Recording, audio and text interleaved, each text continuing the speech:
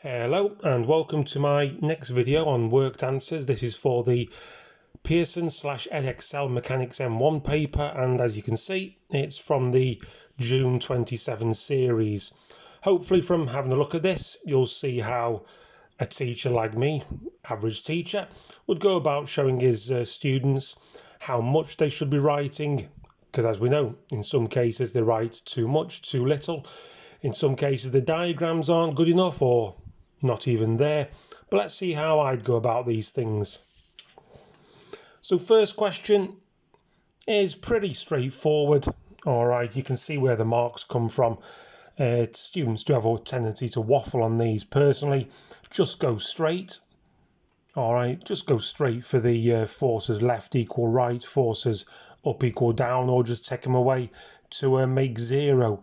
Either way you go about it, the mark scheme gives you 3 marks for those. And like a lot of maths, it ultimately boils down to setting out your simultaneous equations. Do them however you want. As you can see, I've gone about this one by trebling the J. Question 2. If you don't draw a diagram for question 2 for conservation of momentum type questions, then you know what's the point?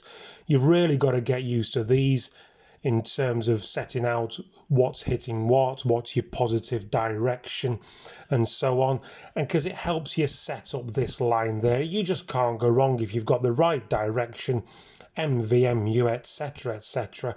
And like a lot of these questions, everything ends up cancelling out in the end. Don't overcomplicate part B. If you have a go at it, just stick to the simple things. Have a look at the mark scheme, you'll see that that's all they're looking for. And for part C, magnitude of the impulse, well, you've got a formula for that. So just apply the formula, get the marks, and just leave it. Don't overcomplicate. As you can see, don't write too much. 7-mark question, 5 lines plus a diagram. That's about right. Question 3. A lot going off in the words when you have a go at this paper. Alright, a lot going off, loads and loads of waffle up here. So definitely draw a diagram. Make sure you get your labels in, what's happening where, because that really does help. Not necessarily when you set up your resolving vertically, but certainly when you start to take moments around a coordinates, around a point. Alright, you've got to make sure, I always go for forces clockwise equals forces anti-clockwise, and again, like a lot of these things, cancelling out. Mark schemes always very generous, very heavy for the setting up of equations correctly, and very few marks for actually solving them.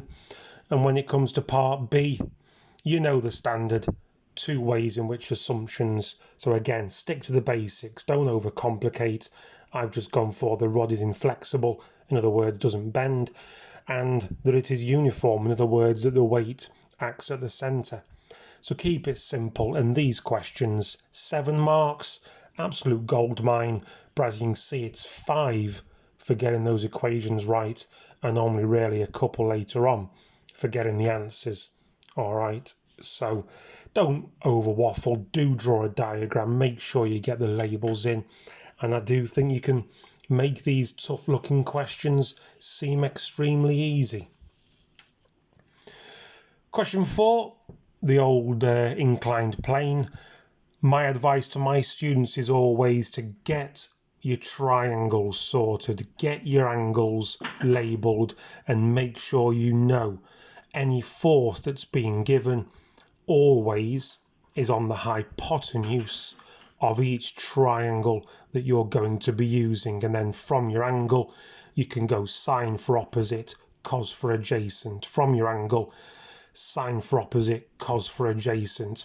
You don't really get any marks for this bit, but it's absolutely essential for when you get to these stages. And as you can see, get the diagram right, all you're working out is really, really simple, and a 9-mark question.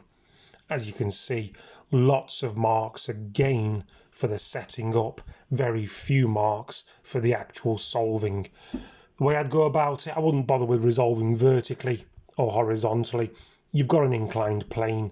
I think it's much better to go about resolving perpendicular, I always think of it as forces acting away from the plane equal the forces acting into the plane, and same here, forces acting up the slope equal forces acting down the slope. All right, the missing mark from the 8 there is for the application of F equals mu r because it is on the point of slipping. Keep it simple. Once you get that sorted, everything else for me falls nicely into place.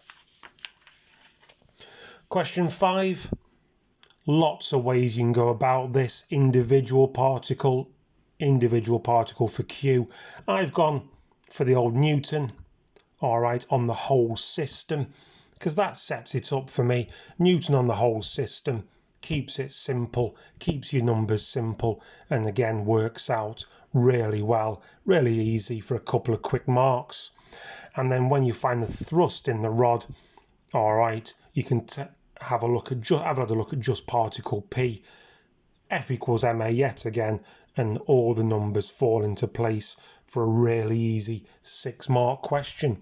Just as long as I've quickly put on the acceleration, quickly stuck on the 15 newtons force upwards onto Q, and the rest of it, they just really start falling into place quite quickly. Next one, question 6. If you've had a go at this one with a cyclist, it's the old equations of motion. As you can see, I always tell my students, make a list of everything you know. In this case, initial velocity, time and displacement, and think, what do I need? I'm after acceleration, so the equation without the u in it is this one, and off you go. For part B, requires a rethink. All right, because part B is half the journey with acceleration, so you can't just go halving anything willy-nilly. I've gone for find your u. All right, you can use your information for v equals u plus at. Finding your u, your acceleration is constant and half the distance. So what's the equation which does not contain a v? This fella, the s equals ut, etc. And off you go. Ends up being a nice answer. Reject the negative as per usual. Again, gold mine up here of early setup and solve marks. Gold mine down here for early setting up. Always make sure you set up it clearly. Show the examiner exactly where the equations are coming from. Question 7. This is one of those questions, I'll mention it in my other video. Lots of marks there, all right, lots of marks, lots of waffle, but actually the waffle is longer than the solution. So for the answer to A, SOHCAHTOA, the old TOA, all right, don't forget to add on the 90 degrees because its bearings measured from north, so it's 90 plus 12.5. On the B, keep it simple, nice and easy, P and Q in terms of T, it's where they start and where they're going. That's how I explain it, where they start and where are they going. All right, another batch of marks there for not a lot of work. For C, all right, don't forget QP is P minus Q. Get that the right way around. And because I've lined it up there, 9 take away 1, 10 take away 4, and so on. Collect like terms for an easy couple of marks. Part D, all right, the old find out when they're 10 kilometers apart. Good old Pythagoras. So horizontal squared plus vertical squared equals 10 squared. You get this horrible looking quadratic, but everything ends up disappearing with an easy factorization and a couple of simple, nice values for t. Finally, question 8.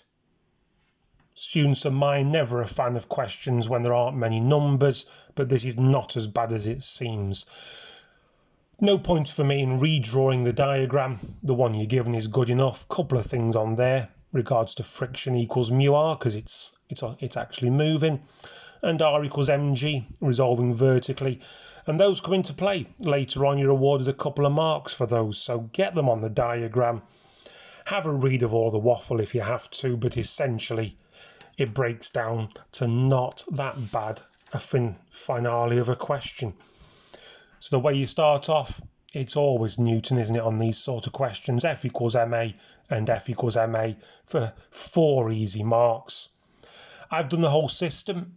All right, I think the whole system is the best way of going about this one. Each to their own, I suppose. So you've got mg minus mu r equals 3ma. M's as normal cancel, and as you can see, works out to be the third g times the brackets as everything else as the question required. For part C, find in terms of g, h and mu. So you've got loads of stuff going on, but the good news is you've got u, you've got a kind of a, and you kind of know s. It's h basically. So again, you want v. All right, so use the equation without t in it, and off you go. Nice and straightforward. Then for part D, some proper maths comes into play before the easy finale, easy finish. F equals ma on impact tells you that the particle's moving independently, so there's no forward force, there's only a resistive force, so it's minus mu r equals 2ma.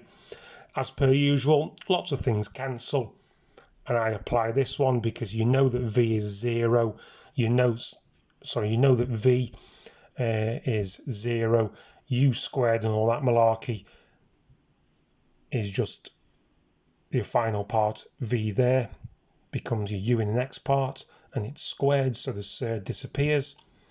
Minus 2as, all right, don't forget the minus, loads of things cancel, and you end up with s equals a third h. Don't forget to add it on, because by the time the particles hit the floor, the particle on the table has also moved a distance of h, giving you 1 plus a third. And for E, usual standard 1 marker right at the end, it'd be an equilibrium, just the force down would equal the force left, and they'd be balancing themselves out.